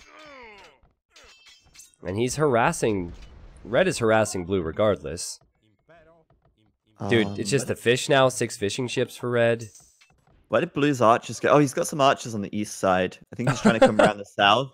But there's no way in anyway, so... Oh, man. He can't do anything here. I mean, he's not even up to Castle Age first, which is something that you'd maybe hope for if you abandon water. You maybe think, okay, well, you can try and use the market, get up a little faster. But yeah, he's not even got that going for him at the moment. So things going downhill very rapidly for our blue player here. There's a reason why players go for water. Reason number 1 is huge economic benefit. Reason number 2 is... going on land is extremely risky. It's more risky than any other map because your opponent knows where you're going to be coming from. And all they need to do is wall to the water, and then they're safe. Yeah, absolutely. You see the transport from Red? Yeah. Look at this, man. He's got it going on. And what's in there? Is that villages? Yeah, okay, 3 villas. Not bad. I'm thinking knights. I'm thinking he's got so many resources. He could do that. Yep, and Blue's there. Blue's making his own transport. Oh, that's cute. You know what? There's been a lot of references to Daut. The guy has a lot of stone. Surely he'd never go for a forward castle. I just want to see that once. I want Daut to show his hand once, but what is this transport? So crazy. That would be so crazy. I mean, maybe a castle on the shoreline to, like, maybe... build some docks around it and try and win water back. He should build it, if he sees these stables, he should build it defensively because he'd have Genoese crossbow versus the knights. Yeah, that's true. But, I don't know. We'll find out what his transport's doing. It's actually dying right now. That's what's going on. It's dead. And here come the knights from Red. And Blue will hit Castle Age in a moment. I'm surprised that the times were so similar in all honesty. Now, where's he build that castle? It's got to be soon, man. Hey, oh, Tristan, boy. You might want to look at your chat. Oh, yeah, well, there's a castle here, too. I'm so conflicted. I'm so conflicted. Where to look? Oh, God. Look at the chat, man. The gifted subs. Oh, my gosh. Yo, thank you, Kobe. Thank you, Kobe. Thank you for the distraction. That was needed. No, don't build a castle there. Oh, that's like the worst possible spot for the castle. Oh my God, what is that? Well, it's in the back of his gold. Base. Yeah, it's just protecting the gold. Things are fine for Blue. Things are fine. Yeah, sure. Yeah, this is. I mean, he has Genoese crossbow, Zach, but he's still really far behind. Yo, Blue has the archers here. Let's go. Blue has the archers here. How did he make that work? How did the transport survive? It did, with 28 HP as well. Are you kidding me? Blue, stop. Unreal. Stop. Fight. There's weak vills here, bro. How many vill picks can he get here? If he micros this, he could actually be ahead in villagers. He's gonna get a couple, but like he is losing these crossbows pretty quick as well, so... he can get 2 more if he clicks the vills. Nice. Wow. One more hit. One more hit! Oh. One more hit! No! Oh, God. Dude, this is a sloppy game. This is a sloppy game. I don't know what to say about this. Blue is ahead by 8 villagers now. Yeah, it's kind of sloppy from Red, isn't it? Yeah, he's sloppy from both look at the TC on the left side. He's trying to build a TC here, and there's a single crossbow and a tower killing everything. Oh! It goes up! It goes up! But he's lost so much. Blue can win this. Blue can win this, because... of course, Red has fishing ships, so he's still probably slightly behind. But I don't see the Knights doing much more from Red. Now that the Genoese crossbow are on the way from Blue. Why is this happening? I don't know what this game is, man. Everything's crazy. Ace John, thank you, everybody, for everything that's going on in the chat right now. Thank you for the hype, chat. Red needs his golds, Zach. He needs this gold, which he's just TC'd. He needs this other gold, which was towered and he can't get access to. Yeah, that's so true. Wow. Without gold, he can't do well. He has got the gold actually to the north. I didn't see that, but yeah, he does. That's fortunate because otherwise he'd be in more trouble. The Genoese crossbow doing their thing, trying to kill the knights at his base and doing a good job. Yeah. And Blue could find his way back into this game, which sounds crazy, but it could happen. Well, I'm thinking Blue booms up at home, so he has more land economy than water eco. Considers building a second castle on the shoreline so we can redock at some point. I think both players could use a siege workshop. I think Blue could use a siege workshop if Red wants to transport these skirmishers and archers over, and he's doing that now. Yeah. And Red could use a siege workshop for the Genoese crossbow. But let's see, he's going to go with the skirms and archers first, which are not upgraded just yet. And Blue's redocking. Man, I'm an eternal optimist. I believe in Blue. I realistically think he's got no chance, but I want to believe. I believe, man. I believe. Here come the transports. Yeah, here comes the transports. I'm loving the transports. I love that the players have realized that possibility. And another villager dies for Blue. He engages nicely versus the knights. His Genoese crossbow probably not going to leave, though.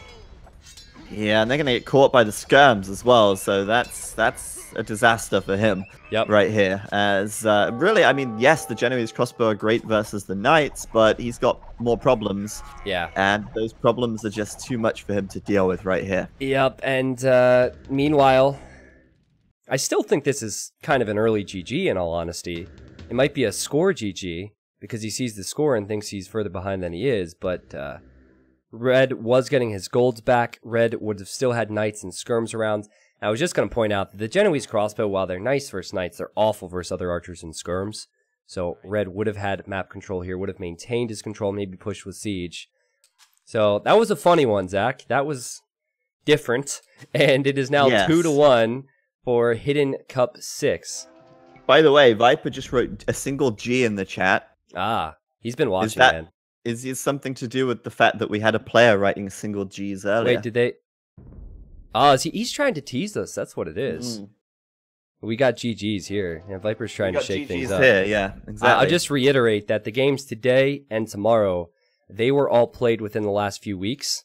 So the live day will be on Sunday. So to pack as many games in as possible, we had the games played ahead of time, organized with the admins. We're casting it now. We'll cast them tomorrow. So if, like, Fire showed up, holy cow, man, these gifted subs.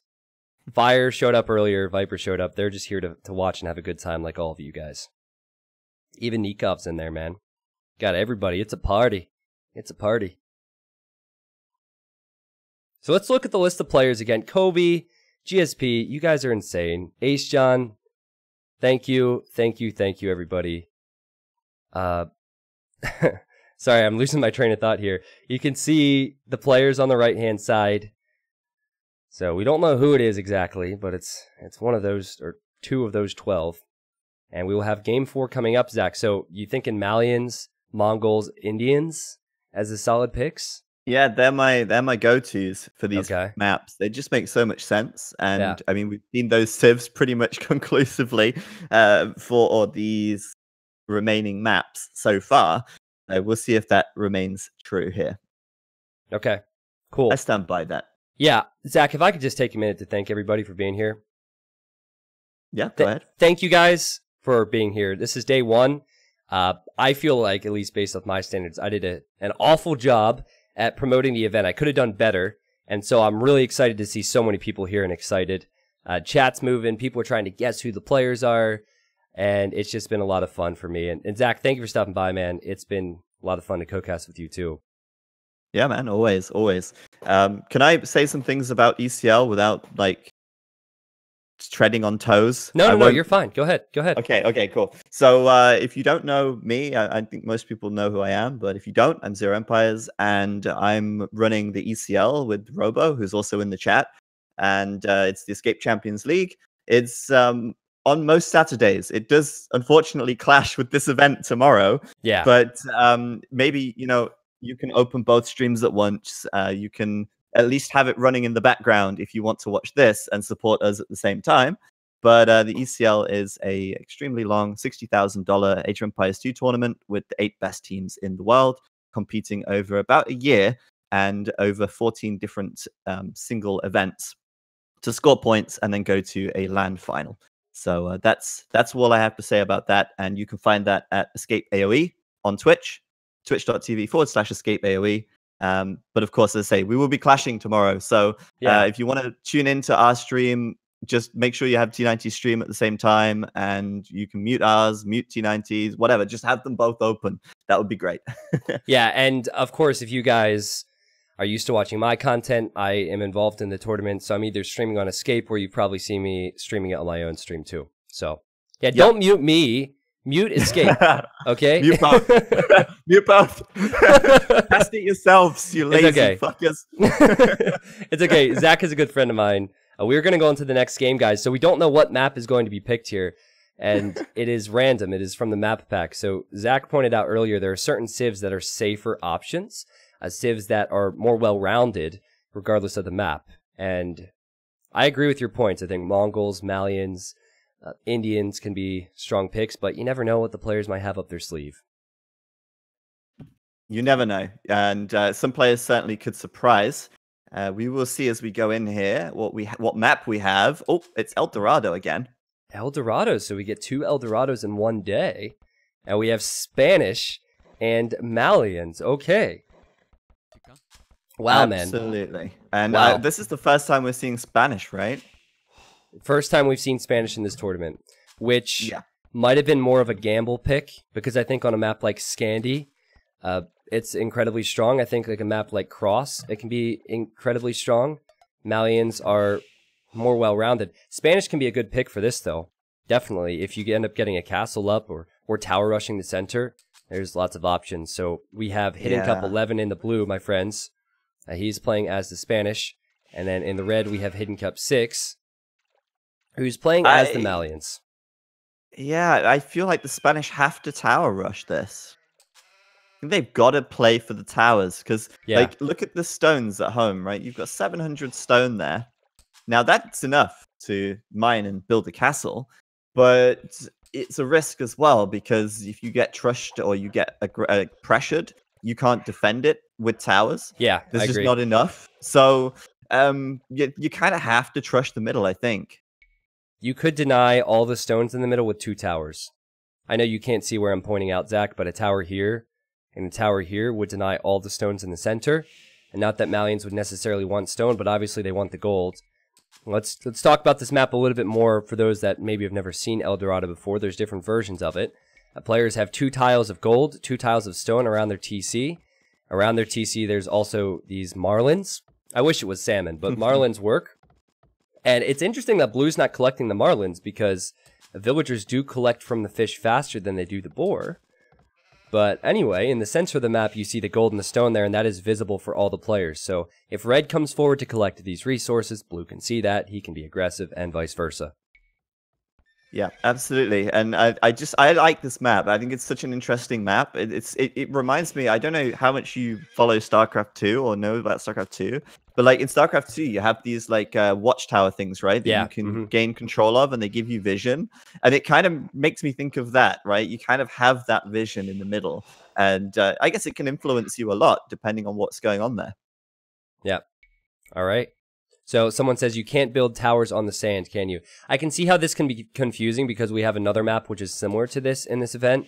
I actually didn't think about that point until now. Yes, you can build everywhere here. So that was on the middle you can, yeah. Yeah, in the middle you can, but the other one called Golden Hill, or I forget exactly what it was called. We casted is it Mayans versus Indians earlier. That one you couldn't build. So players have to prepare.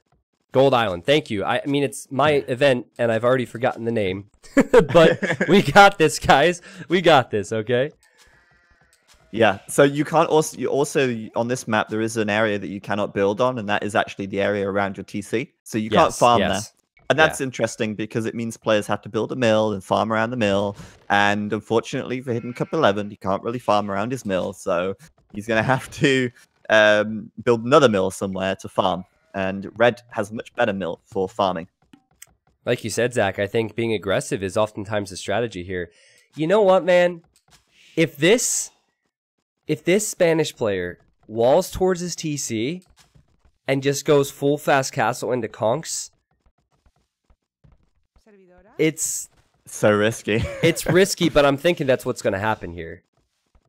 It could work. I mean, the thing is, like, red can slip by with some units. Yeah, you past can. the TC, because it's like you can just go straight past, because the TC is not going to be able to, like, if he goes across from right to left at the north, the TC is going to miss.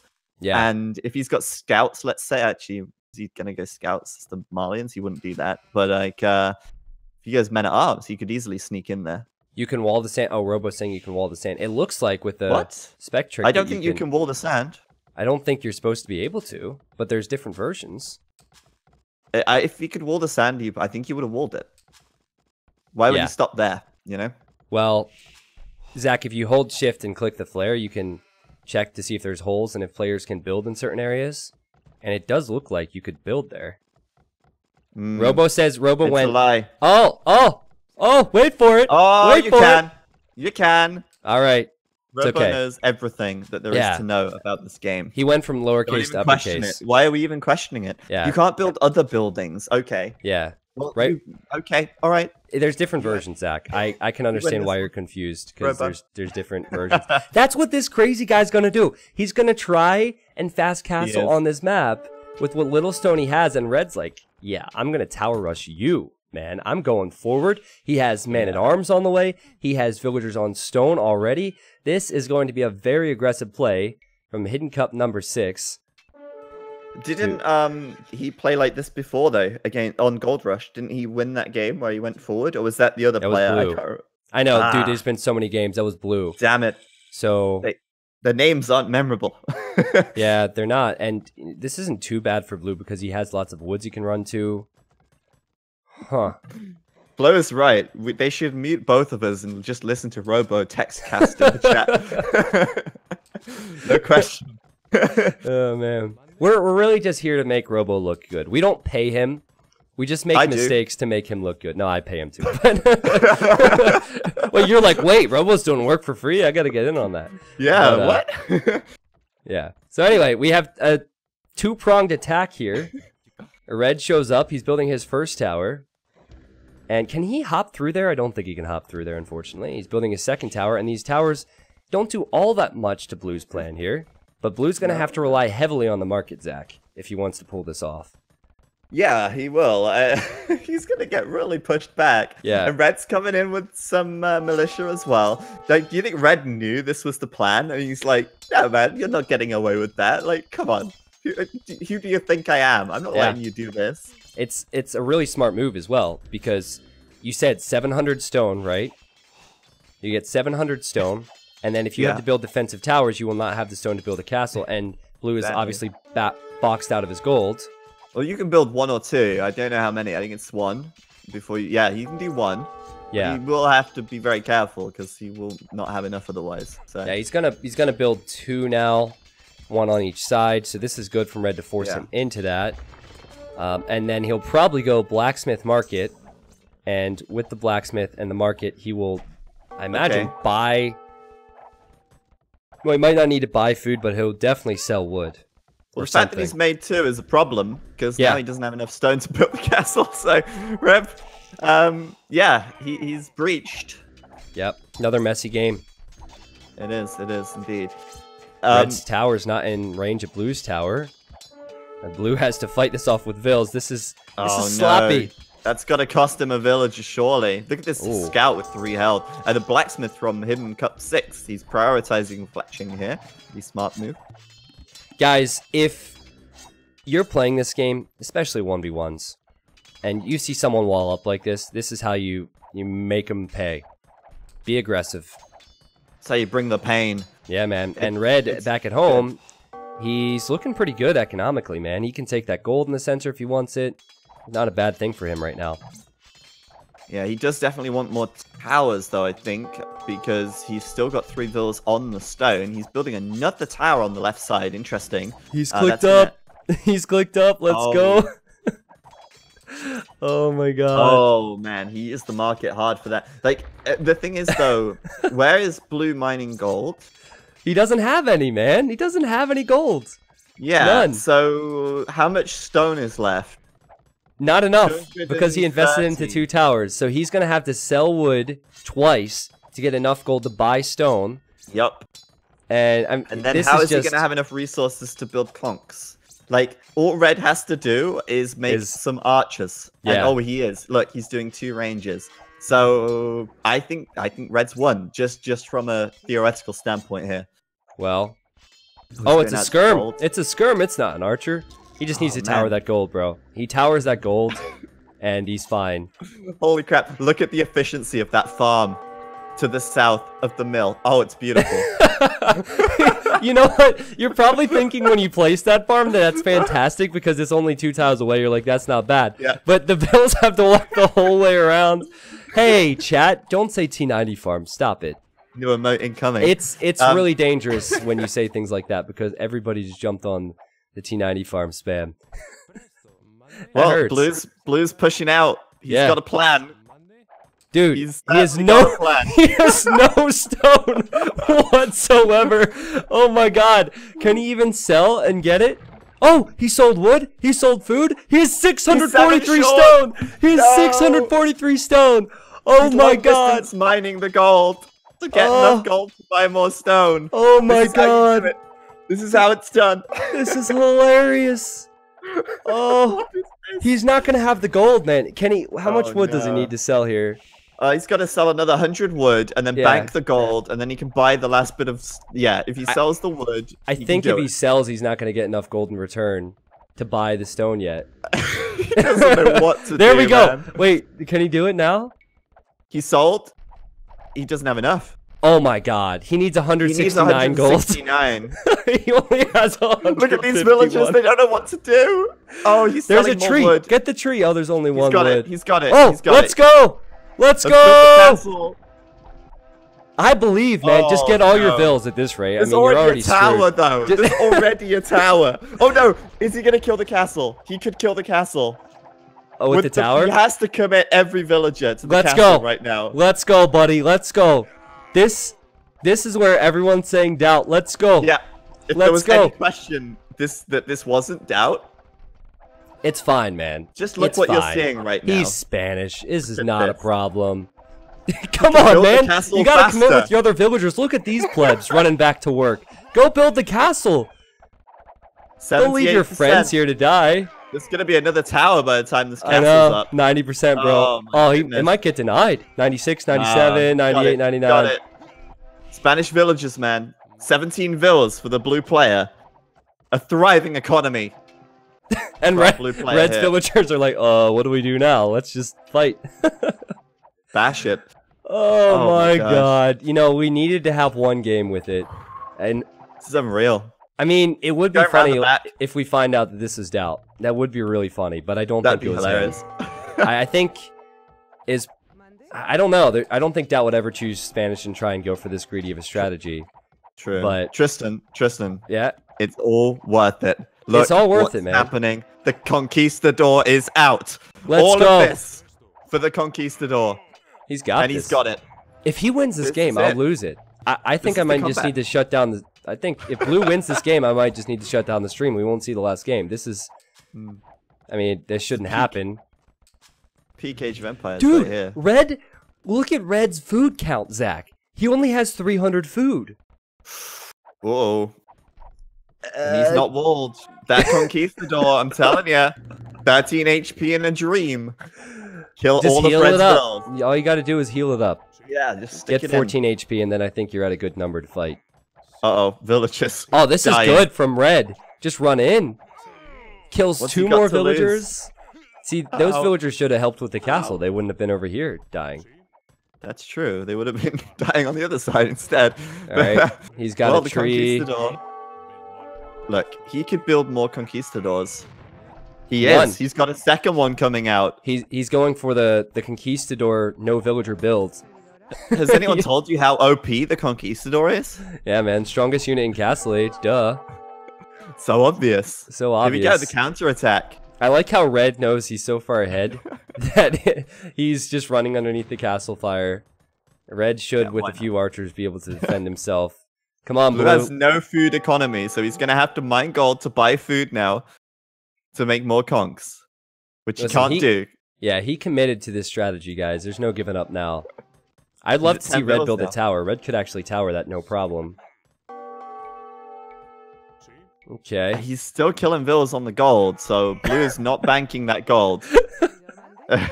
He's down to 9 bills. Oh, he's going back to farm! This is the game-winning move! He's going back to farm for the most efficient farms possible, the non-T90 farms. That will help him win the game, I believe. And I gotta tell you, if you look at the KD, 26 kills, 23 losses, it's a close game. Yo, Zach. It's close, man. Zach, blue doesn't even know where red is. He's looking for him. Oh, no. He can't find him. Oh, no. He's not even... Oh. No. Seriously, though, if blue gets one more kill, it's completely even. Well, he obviously doesn't believe in his micro. You know what it is?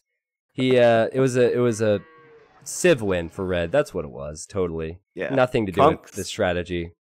Conks obviously just shit. Like, why? Why is anyone even bothering? Man, just 700 stone, and you try that strategy. What do you expect, man? What do you expect? Like, I even said as well, though. Like, I even said, like, if he has to build more than one tower, like, what does he do? I know. And he built 2 towers. Oh, well done. it's just so funny how he got to 643. If he didn't get to 643, I think he would have had the time. He would have saved more villagers at least. Yeah. Oh my god, that was hilarious. So, I think naturally, after we look at the achievements, we will do one more vote, and you guys will vote on who these players were before we end the stream. And we talk a little bit about, we'll talk a little bit about what we're going to see tomorrow and then end of the stream. There's the KD, which was close, Zach. That's what it comes down to. Red just had more kills. I mean, that was literally neck and neck. Yeah, man. Look at the stone collected. Stone collected, 699. I don't know if you started the poll already, but people are already spamming 4. Because they know that's the number for Daut. I don't know why viewers would do that. That doesn't make any sense. Doesn't sound like my viewers. No, not at all. Like, people are like, what? Why are they spamming 4? I'm just going to spam 4 as well. Yeah. Okay, so, seriously. We're going to do a poll here, okay? Why bother? Why? Hidden Cup 11. All right. Who do you think Hidden Cup 11 is? There you go. There are your options. Is this an old poll?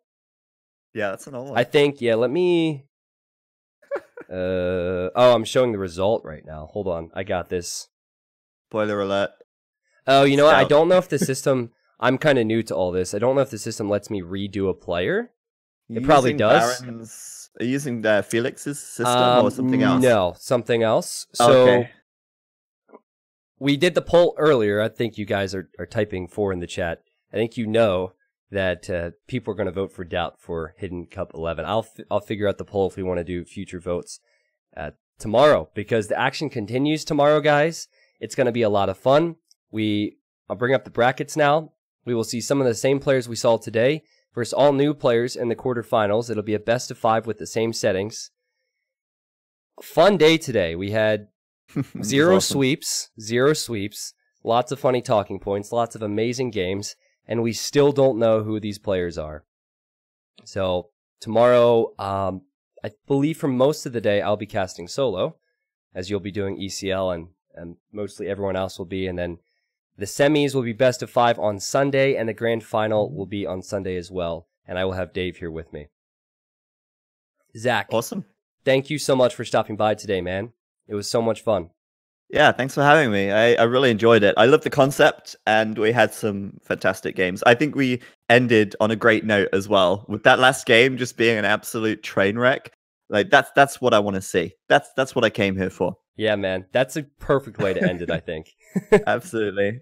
And I think after casting so many games as well, you kind of deep down secretly don't want a 2-hour-long slog match. So we had that earlier in the day, which was really nice. With I mean, the Land of Lakes game was epic, and so many other great little moves, little plays as well. All right, man. Well, I'm gonna kick you out if that's cool. Yeah. Talk to my stream, and I'll talk to you soon, man. Yeah. See you later. Have a good one. See ya. Bye bye. All right, Twitch chat. If we could get all the salutes going for Zach, thank Zach for stopping by. It was fun casting with him today. It always is. Guys, this is just day 1 of a 3-day event. Tomorrow it gets even better. We'll have another best of 5. Then again, as I said, Sunday we'll have the semis and the grand final. This is an awesome event. I've really enjoyed the support so far. Thank you, everybody. I'm going to give a couple shout outs here. Then we are going to say goodbye, and I will see you all tomorrow at the same time, same place.